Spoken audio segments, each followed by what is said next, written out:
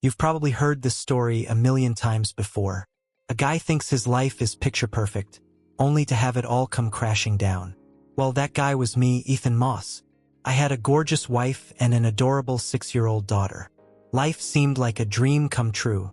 My wife, Samantha, or Sam as I often called her, came into my life during my senior year of college. She was a year behind me, and we hit it off almost instantly. It wasn't long before we were head over heels for each other. A month after she graduated, we tied the knot. I just earned my engineering degree and landed a solid job with a national firm, while Sam got her start as a legal assistant at a law office. Everything seemed to fall into place. 2 years later, when our daughter Lily was born, Sam decided to leave her job to be a full-time mom. Those were some of the happiest years of my life. Everything felt perfect until Lily started kindergarten. Once Lily began school, Sam went back to her old job at the law firm. Looking back, I should have seen the writing on the wall, but at the time I was blinded by my trust in her. I thought Sam loved me just as deeply as I loved her. Now I realize how naive I was. The signs were there all along, practically screaming at me. Sam began dressing more provocatively, choosing outfits that turned heads wherever she went. Our once active love life dwindled until it was practically non-existent. She started working late more often, brushing me off whenever I questioned the long hours. When I asked why she seemed so distant, why we weren't spending more time as a family, she dismissed my concerns. "I'm working for a senior partner," she'd say. "It's a huge opportunity for my career and great for our future." At the time, I believed her. Months before everything fell apart, I met her boss, Robert Cross, at the law firm's Christmas party. He struck me as arrogant and dismissive, a complete jerk. I kept an eye on him and Sam that night, looking for anything suspicious, but they acted completely professional. Turns out they were just good at hiding it. Things started unraveling near the end of Lily's kindergarten year. After her last day of school, she went to spend the weekend with my parents. I was looking forward to having some one-on-one time with Sam, hoping we could rekindle what felt like a fading spark. I dropped Lily off, then headed home, excited about the quiet evening I'd planned. A nice dinner and a movie, just the two of us. When I walked into the kitchen, I saw Sam coming down the stairs. She was dressed to kill. A short, sleek dress, sky-high heels, and her hair perfectly curled, cascading over her shoulders. Her makeup was flawless. "Wow, babe," I said, stunned. "You look amazing. I wish you'd told me we were going out. I'd have come home sooner. Just give me a minute and I'll get ready. Where are we headed?" Sam's lips curled into a smirk, a look that didn't suit her. "We're not going anywhere," she said. "I'm going out, but not with you." I froze, struggling to process her words. "What are you talking about?" "I have a date," she said casually, as though it were no big deal. "And this is just the beginning. Starting today, we're going to have some new rules." I stared at her, dumbfounded. "What the hell are you saying?" She didn't flinch. "Robert's picking me up. We're spending the night downtown, and I won't be home until Sunday." My stomach churned. "You can't be serious. If you walk out that door, don't expect to come back." She tilted her head, almost amused. "Oh, Ethan, I'll be coming back. This is still my home and we're still married. You need to understand. I do love you, but I need more. If you make this difficult, it'll be you who's out on the street. And believe me, it wouldn't be hard to leave you penniless and in jail." Her words hit me like a freight train. Just as I was about to confront her, the doorbell rang. Sam darted to the door and let Robert in. "How did he take it?" Robert asked, stepping inside.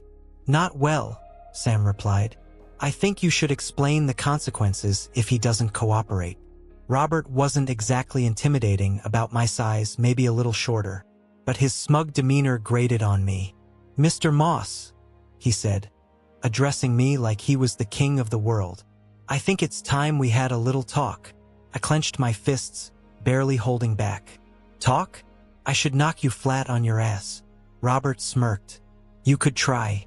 From the looks of you, I might even let you land a couple of punches before my driver comes in and finishes the job. By the end of the evening, you'd be in jail, so why don't you sit down? Robert said. I glanced out the open door and spotted a large man standing just behind him on the porch.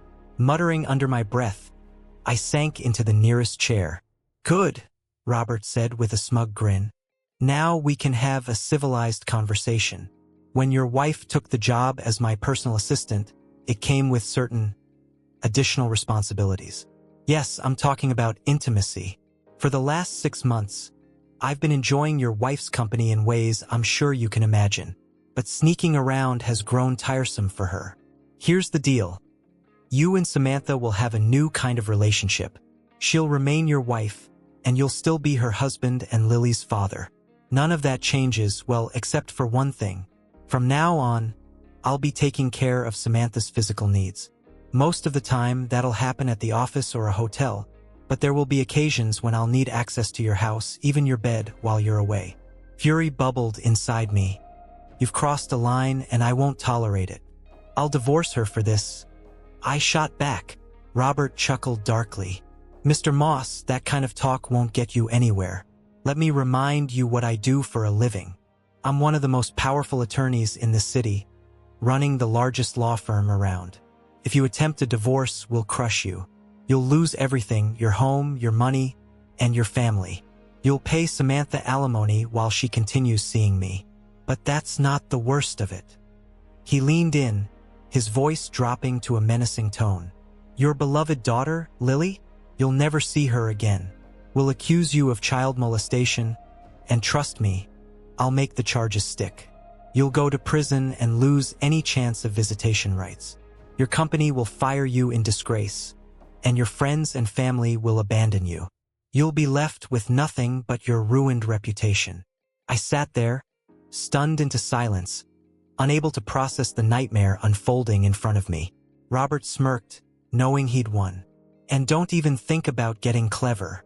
If you try to tell anyone, my wife, your family, anyone, I'll unleash all the hell I just described.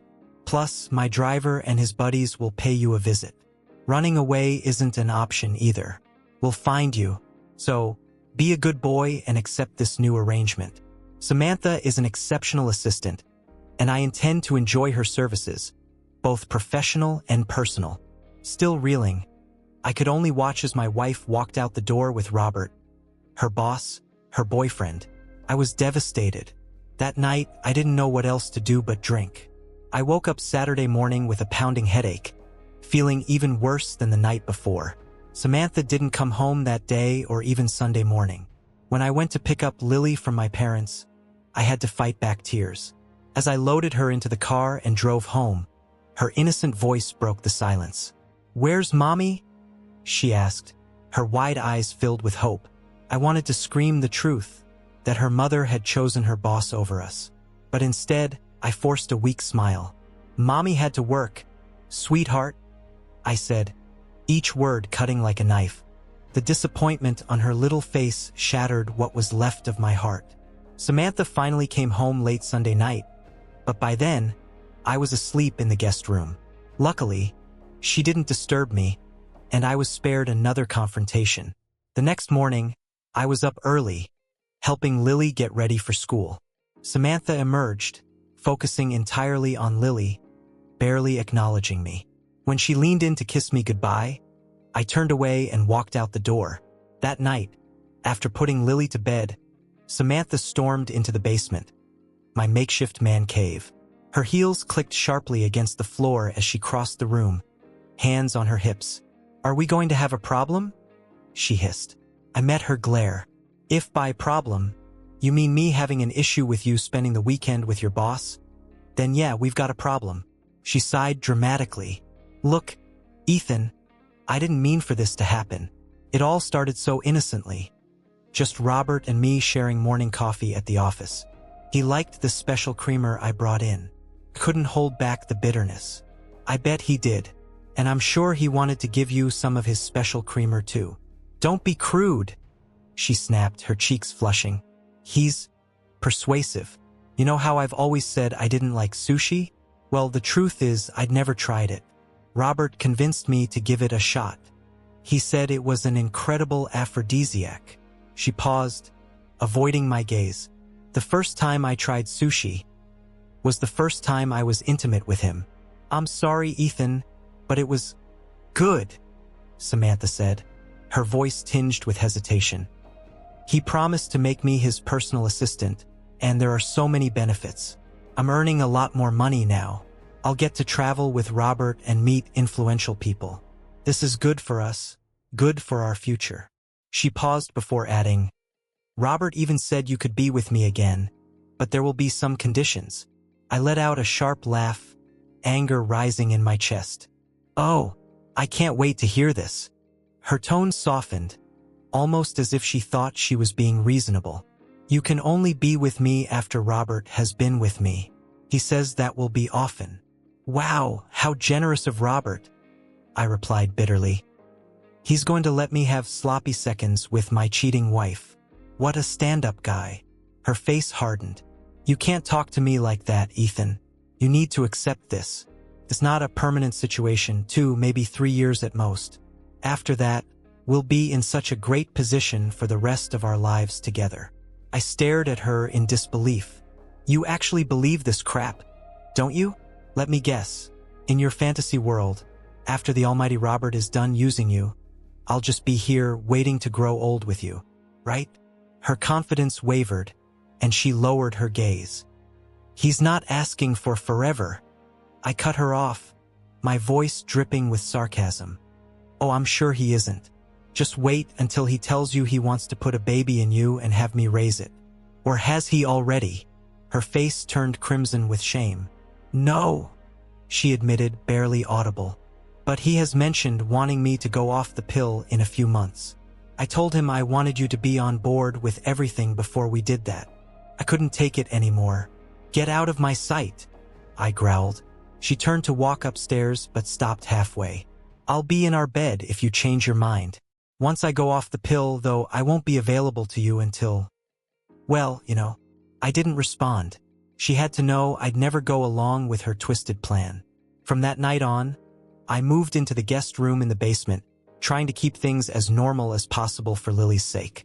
Over the next week, I started digging into Robert Cross. It didn't take long to confirm that he had the power and influence he claimed.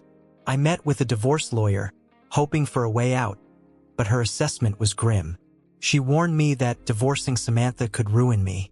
I know Robert Cross, she said, her voice laced with unease.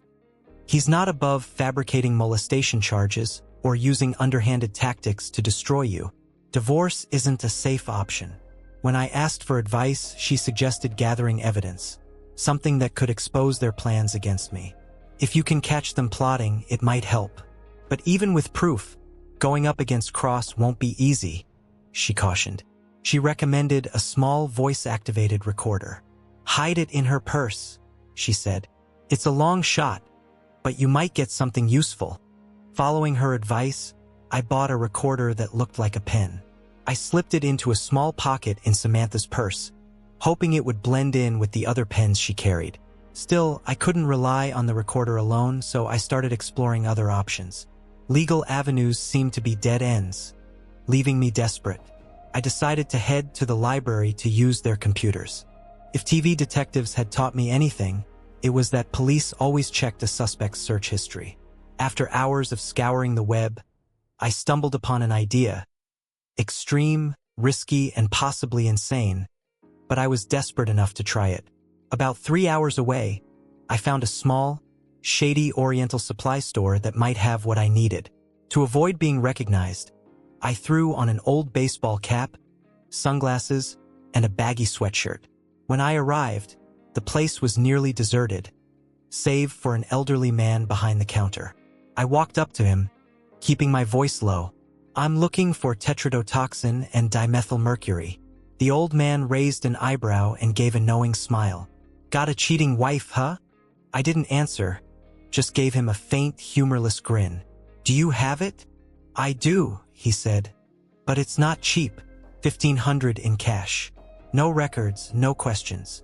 I had anticipated the price, bringing along $2,000 just in case. Counting out the bills, I handed over $1,500 in 20s. The man disappeared through a door in the back, returning moments later with a small paper bag. Inside were 2 vials and a couple of syringes.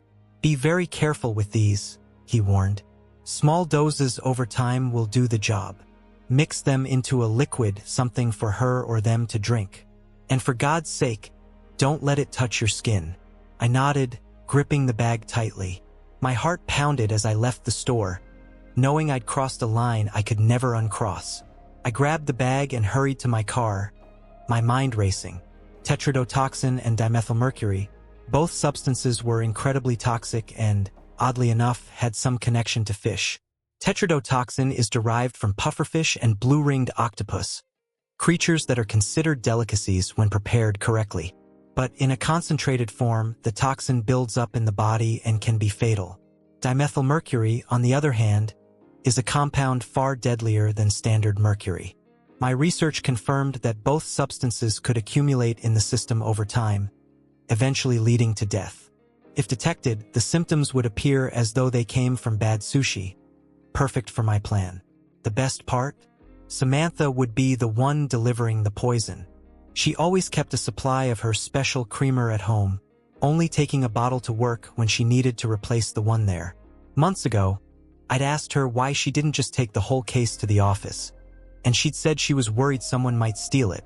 Looking back, I realized the creamer wasn't just for her. It was for her and Robert. The case of non-dairy creamer was stored in the pantry, unopened except for one missing bottle. I carefully pulled one out for inspection. The cap wasn't tamper-proof, but it did have a foil and paper seal under the lid. Perfect. I decided to start with the tetrodotoxin as a test, not wanting to risk handling the dimethylmercury right away.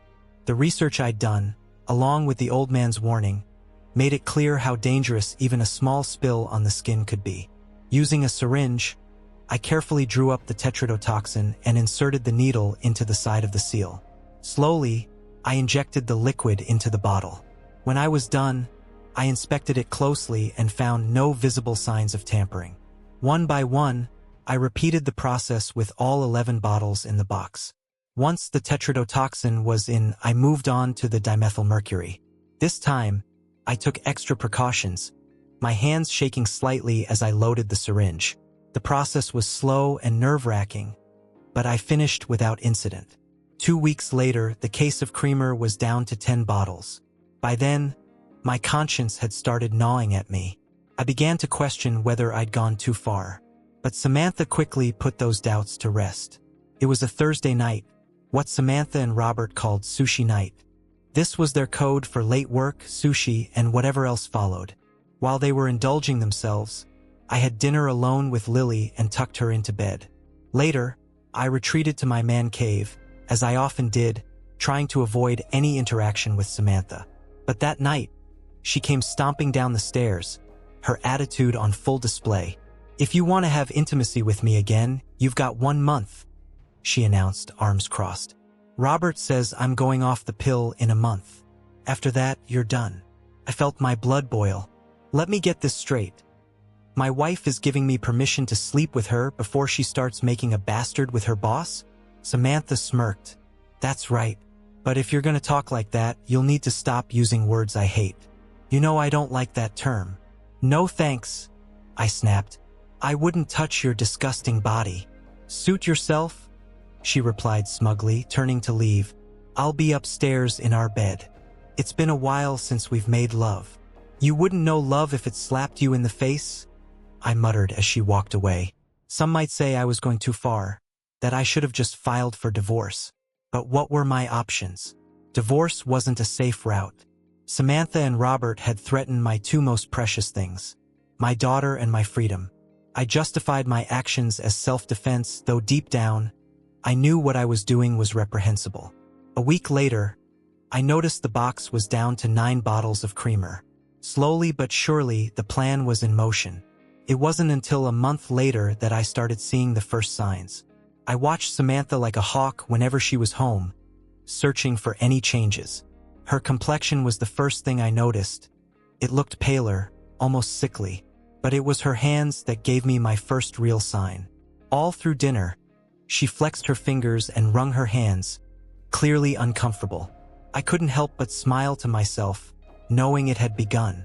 The toxins in the creamer were starting to affect Samantha's nervous system, slowly shutting it down.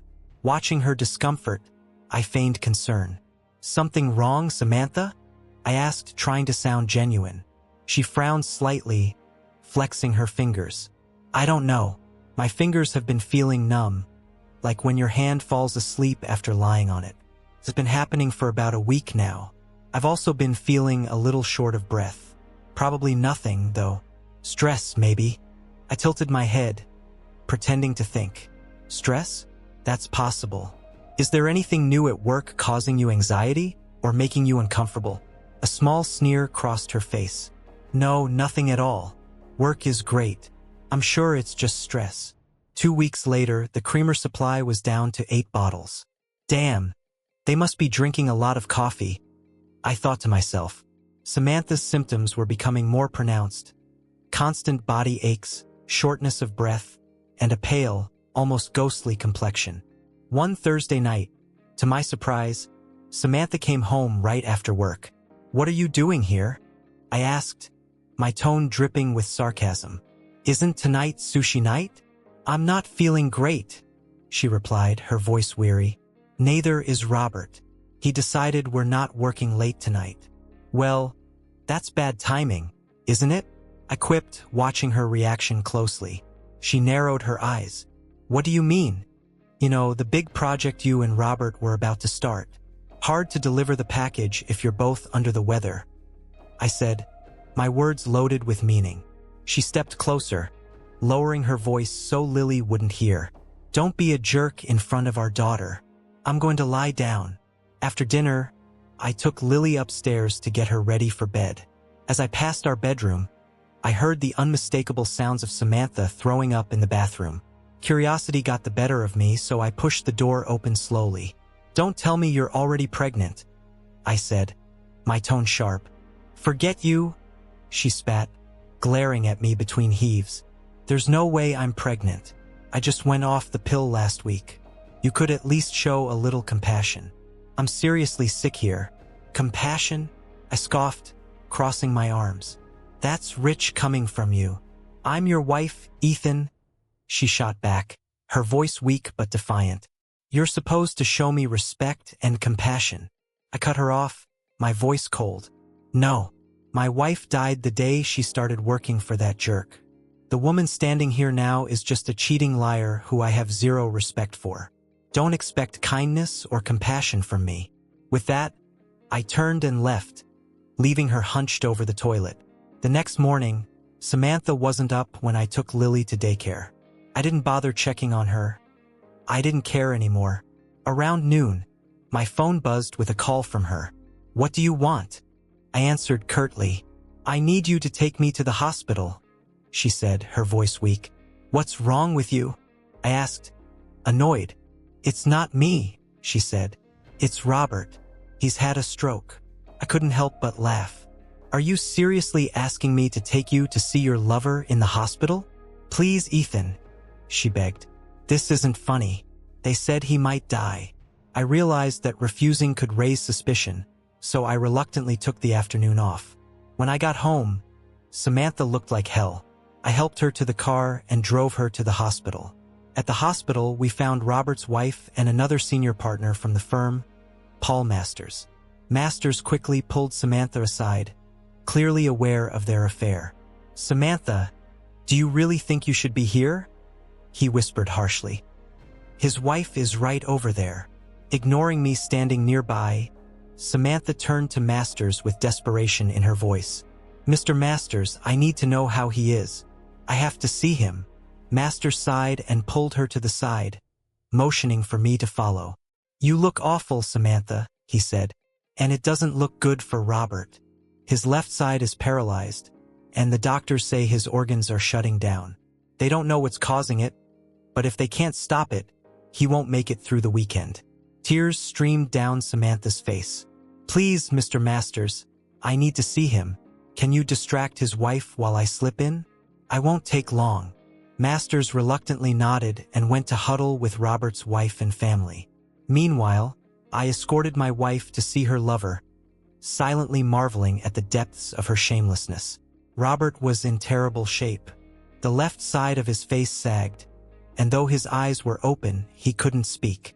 Samantha rushed to his bedside while I lingered near the door, trying to stomach the scene. Watching her hug and kiss him, knowing full well I was standing right there, made me want to vomit. Tears streamed down her face as she cried uncontrollably, until a nurse finally came in and asked her to leave. The nurse helped Samantha out of the room, leaving me alone with Robert.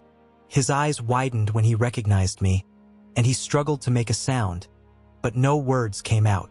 I stepped closer, lowering my voice. "Robert, you're not going to be around much longer. Before you die, I want you to know something. I didn't take your advice. I wasn't the good boy you told me to be, and I didn't accept your idea of a new relationship." I paused, letting the weight of my words sink in. "Don't worry, though. Once you're gone, I'll make sure your wife knows everything. The affair, the threats, all of it. But before you go, you need to understand something. I did this to you. There's nothing you can do to stop it." As I spoke, alarms began blaring from the machines hooked up to him. Nurses and doctors rushed in as I calmly stepped out of the room. Despite their efforts, they only managed to keep him alive through the weekend. By early Monday morning, Robert was gone. When the news reached Samantha, she was inconsolable, her sobbing uncontrollable. Her health had taken a noticeable turn for the worse by then, and her once pale complexion now looked even more lifeless. That Monday, after picking Lily up from daycare, I came home to find Samantha in bed. Through her tears, she managed to speak. "I guess you're going to gloat now."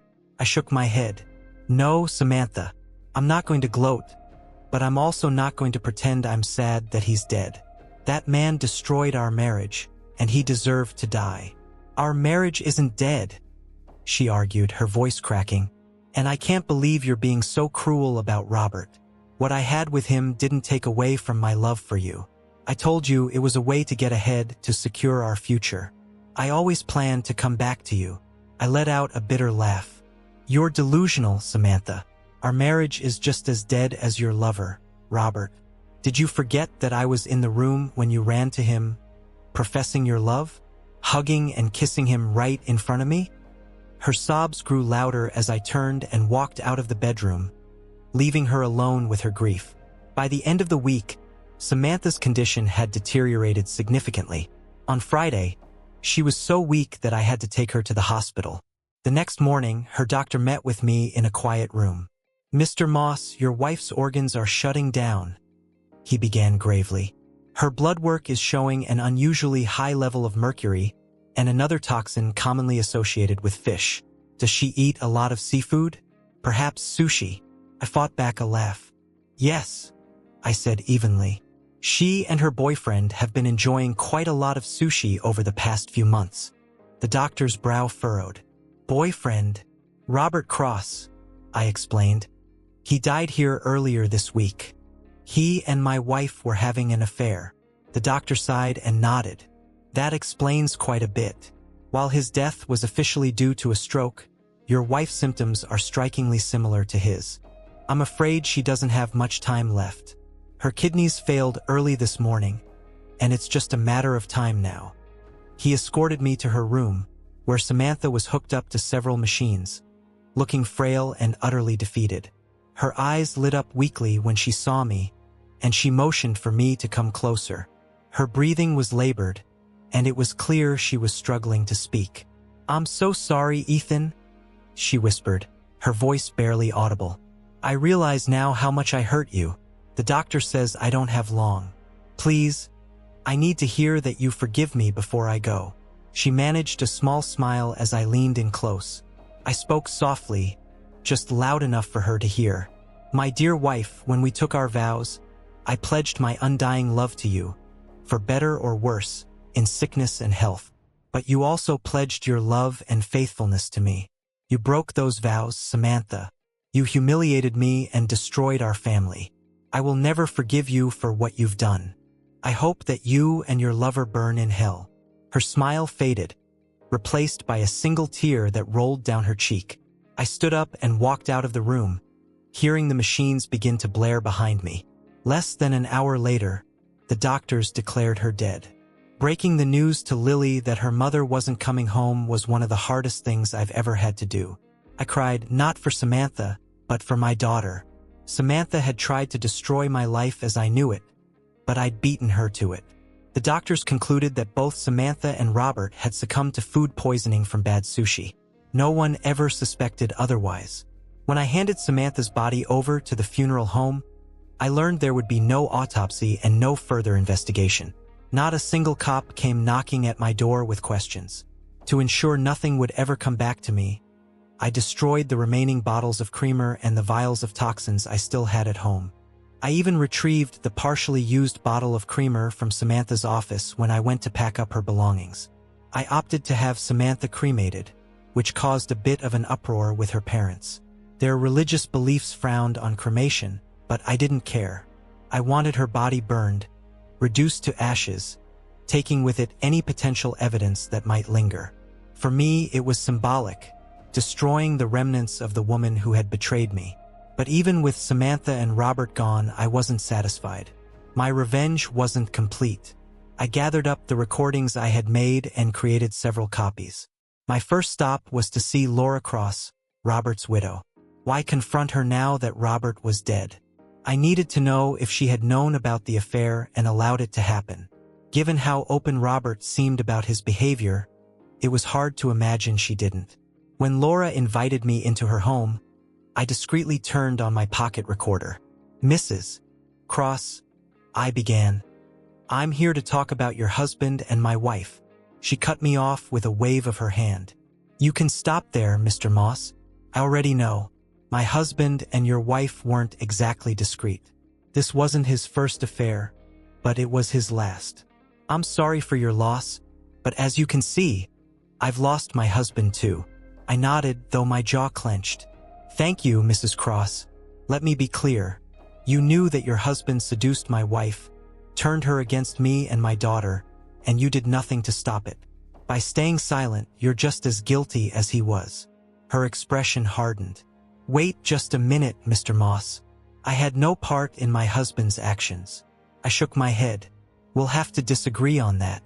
If you'd done something about his behavior, maybe he wouldn't have felt so free to seduce my wife. Maybe my daughter would still have a mother.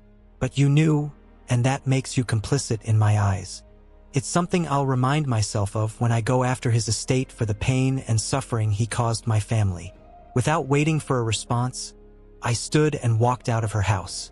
My lawyer had already warned me that pursuing Robert's estate would be an uphill battle, unlikely to succeed. But I didn't care. I wanted retribution. I wasn't just targeting his estate. I also had my sights set on the law firm where both Robert and Samantha had worked. At first, my lawyer doubted the firm would take any of my claims seriously, especially with Robert no longer alive. That changed when I shared a key recording I had captured. After my poisoning plan was in motion, my ability to stay civil with Samantha had eroded. During one of my rants, I'd left the recorder running and later discovered a conversation between Robert, Paul Masters, a senior partner at the firm, and Samantha.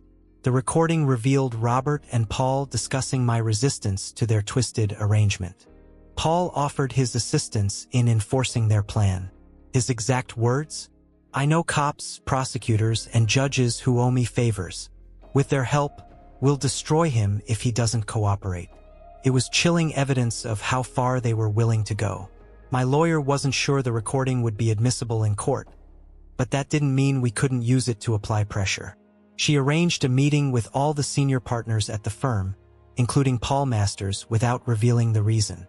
She hinted that it might be related to Samantha's life insurance policy, which had been delayed by the insurance company. We walked into the firm's sleek conference room, where 7 senior partners sat waiting. Each of them, including Masters, offered me their condolences on Samantha's passing. They had no idea what was coming. Breaking the news to Lily that her mother wouldn't be coming home was gut-wrenching. I cried, not for Samantha, but for my daughter. Samantha had tried to destroy the life I'd built, but I made sure she didn't succeed. The doctors believed both Robert and Samantha were victims of bad sushi, and no one questioned it further. When I handed Samantha's body over to the funeral home, They confirmed there would be no autopsy or investigation. The police never came knocking, and no one raised suspicions. To tie up any loose ends, I destroyed the remaining bottles of creamer and the toxin vials at home. I even retrieved the partially used creamer bottle from Samantha's office when I cleaned out her belongings. I had her body cremated, despite objections from her parents. Their religious beliefs discouraged cremation, but I didn't care. For me, it was a necessary step. I wanted the body of that cheating woman burned, along with any lingering evidence that could point back to me. Even with Samantha and Robert gone, I wasn't satisfied. Revenge lingered in my mind like an unfinished chapter. I gathered my recordings, made multiple copies, and prepared for the next stage. My first stop was Laura Cross, Robert's widow. Why confront her now that Robert was dead? I needed to know if she'd known about the affair and allowed it to happen. Considering how openly Robert had flaunted his behavior, it was hard to imagine she hadn't. When Laura invited me into her home, I discreetly activated my pocket recorder. "Mrs. Cross," I began, "I came here to talk about your husband and my wife." She interrupted me with a resigned wave of her hand. "You can stop right there, Mr. Moss. I already know. My husband and your wife weren't exactly discreet. This wasn't his first affair, but it was his last. I'm sorry for your loss, but as you can see, I've lost my husband too." I nodded, though my face hardened. "Thank you, Mrs. Cross, but let's be clear. You knew that your husband seduced my wife, turned her against me and my daughter, and you stood by, doing nothing. That makes you just as guilty as he was." Her eyes narrowed. "Hold on, Mr. Moss. I didn't have any part in my husband's actions." I shrugged coldly. "We'll have to disagree on that. If you'd done something to rein him in, maybe he wouldn't have felt so free to wreck my family. Maybe my daughter would still have a mother. The fact that you knew and chose silence? That's something I'll think about when I go after his estate for the pain and suffering he caused my family." Without waiting for a response, I stood and walked out, leaving her to stew in silence. My lawyer had warned me that going after Robert's estate would be a long shot, but I didn't care. I wanted retribution. I also had my sights set on the law firm where both Robert and Samantha had worked. Initially, my lawyer believed the firm wouldn't take my claims seriously and would fight to protect Robert's reputation, even after his death. But then I handed her a key piece of evidence, a recording that changed everything. During one of my outbursts at Samantha, I'd left a recorder running in her purse. Later, I discovered a conversation it captured between Robert, Samantha, and Paul Masters, one of the firm's senior partners. On the recording, Robert and Paul were discussing my resistance to their twisted arrangement. Paul was heard offering his help, saying, "I know cops, prosecutors, and judges who owe me favors. With their help, we'll destroy him if he doesn't get on board." It was chilling proof of just how far they were willing to go to enforce their plan. My lawyer warned me that the recording might not hold up in court, but we could still use it strategically. She scheduled a meeting with the firm's senior partners, including Paul Masters, without disclosing the true reason. She hinted that it might be about Samantha's life insurance policy, which had been delayed by the insurance company. We arrived at the firm's conference room, where 7 senior partners were waiting. Each one, including Masters, greeted me with condolences over Samantha's passing. They all assumed the meeting was about the insurance policy, completely unaware of what was about to unfold.